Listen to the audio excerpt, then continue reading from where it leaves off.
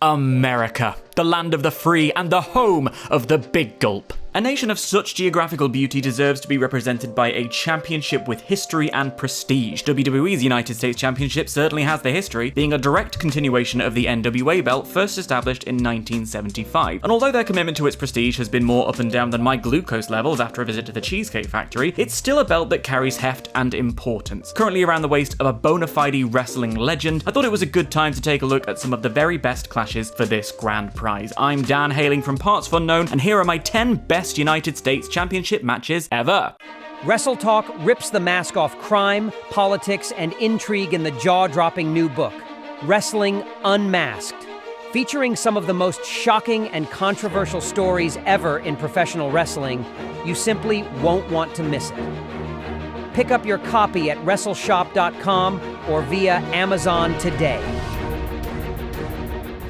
Number 10. Riddle vs. Sheamus, WrestleMania 37. Sheamus has come into something of a career renaissance in these past few years, thanks in no small part to his clashes with Drew McIntyre, Gunther, and then Drew McIntyre and Gunther. Meanwhile, Riddle's run might have recently ended with a whimper, but this match is evidence that he could always bring it on the night, and shows off exactly why it always ground my gears that they infantilized his character by giving him those bloody bongos. On this night, Sheamus looks like he's actively trying to cave in Riddle's chest half the time, and hits all his signature moves with the energy of someone revitalized by hearing the roar of the crowd for the first time in over a year. On the other side, Riddle lands an overhead suplex off the top rope, a hard jackhammer, and a German on the apron. At the close, Riddle goes for another high-risk springboard attack and walks right into Sheamus' boot, allowing the Celtic Warrior to pick up a much-deserved win. Lovely stuff. Number 9. The Miz vs. Daniel Bryan, Night of Champions 2010. The Miz agenda continues. As Bryan Danielson's career allegedly winds down, when you tell his story, Miz will have to be considered one of his greatest rivals. Tell me when I'm telling lies. And this is the perfect convergence of face and heel performances from two students of the game whose careers and approaches couldn't be more different. Miz is working in a tempo people hadn't really seen from him at this point, showing his brilliant heel instincts by working over Bryan's arm and mugging to the crowd, taking Bryan's submission away and locking in many of his own, trying to humiliate his opponent. Meanwhile, even heel Michael Cole on commentary can't spoil the parade, despite being directed to bury Bryan at every opportunity. It ends up working in the match's favor. Every time Cole says Bryan's career to this point doesn't matter, Bryan pulls something out of the bag to show you that his career to this point has made him one of the best on the planet. And when Bryan finally does lock in his finish and Miz meekly taps out, the crowd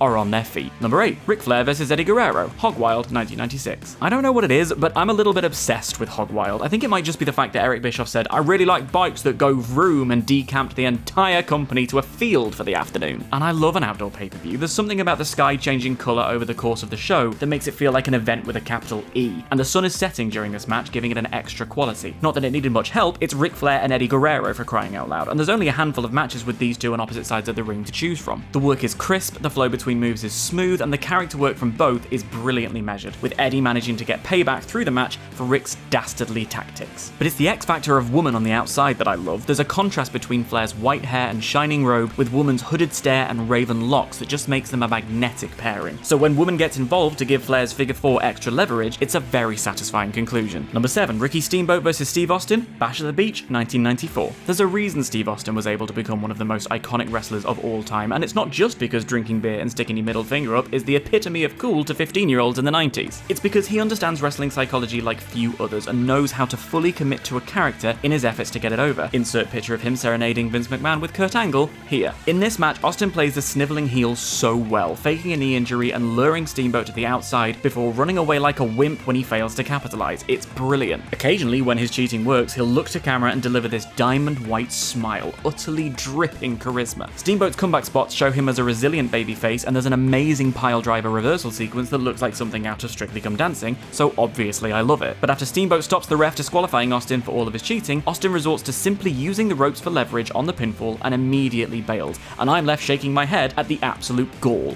What a legend. Number 6. John Cena vs. Kevin Owens, Battleground 2015. My friends, it is time. We can no longer avoid it. We're entering the portion of the video that could have been a list in and of itself. I present to you 3 of John Cena's open challenge contests in a row, starting with what I would argue is a textbook example of what an open challenge should achieve. Cena had a 3-match program with the debuting Owens, which instantly put the new star on a higher level, and with one win apiece, this follows the blueprint for rubber matches. At this point, each man is so familiar with his opponent's offense that they can anticipate it, they know how to counter, and they have to get creative in their attempts to put each other away. To that end, Cena busts out a code red and Owens hits a vertical neckbreaker that leaves JBL on commentary speechless. I mean, he gets 5 stars for that alone. For 20 minutes, it stays a close contest that could go either way until Cena kicks out of a small package and rolls into the STF for the tap-out victory. Owens remains one of the top stars on the roster, so chalk this up as a job well done. Number 5, John Cena vs Cesaro, Monday Night Raw 2015. Cesaro is just a specimen, isn't he? And this match is a showcase of his strength from the moment he dips into a squat, holding Cena aloft in a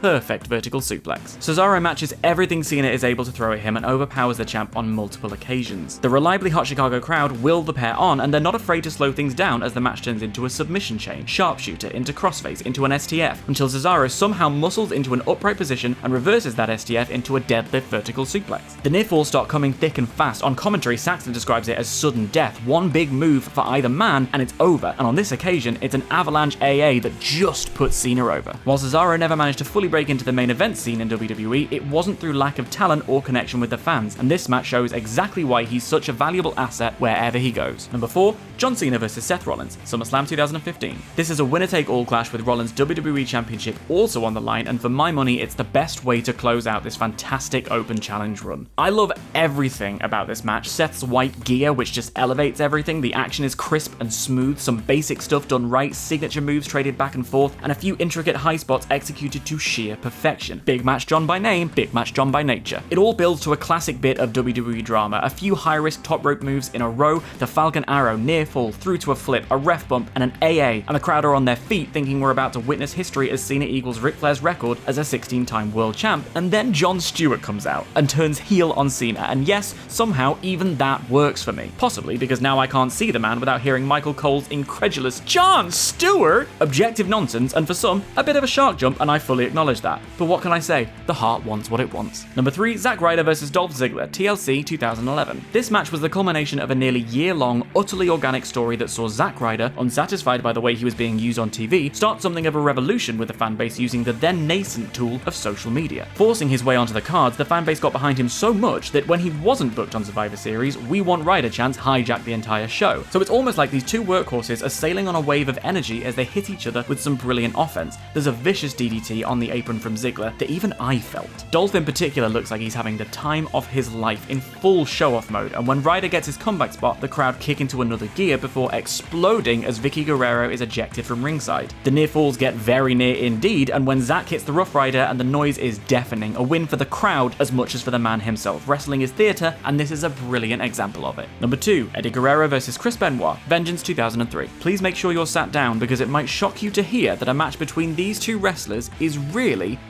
good. We start slow with chain wrestling, tests of strength, the pair evenly matched through the opening. The pace picks up, the intensity is high. When they knock their opponent down, they jump right on top of them to lock in a hold. Things kick up a pace as they trade suplexes. Eddie manages to hit the 3 amigos, but takes the 3rd amigo to the top rope and makes it a super amigo, and the whole sequence deserves those camera flashes that made those high spots at that time feel magical, and sadly which no longer exist. And then we seamlessly move into Act 3, the theatrical climax. The ref gets bumped so many times that it's basically a triple threat match at this stage. Eddie plays cheat to win a whole bunch, and he's hilariously exasperated when the ref that he has knocked out doesn't come to in time to allow him to take advantage. The finish comes as Rhino interferes and turns on his partner Benoit, which ordinarily might open them up to accusations of overbooking. But the quality of the match to this point and the sheer charm of Eddie Guerrero, it all just works. What a way to reintroduce this belt and make it feel immediately important. And number 1, Magnum TA vs Tully Blanchard, Starrcade 1985. Sometimes I've heard stories of how seriously audiences used to take wrestling, and I've often wondered how they ever believed that this was anything other than scripted entertainment. Well, this match is the answer. This is an all-out, bare-knuckle brawl. These two men hate each other, and they're trapped in a cage for what will become one of the most iconic I Quit matches of all time. At the outset, the crowd are incredibly vocal, but as the brutality steps up, a hush descends. And when they're not using the mic as a weapon, they're holding it to each other's mouths to capture the agonized screaming. It's tense, it's uncomfortable, and Baby Doll outside of the ring in the corner of Blanchard is crucial to its success, with the camera cutting regularly to her, clutching her face as Magnum TA scratches and claws at the open wounds of her charge. A broken chair is launched into the ring, and it looks like Blanchard wants to gauge his opponent's eye out in something that wouldn't look out of place face in a horror movie, but Magnum manages to get the upper hand and drives it into Blanchard's skull, so when the villain screams that he's given up, honestly,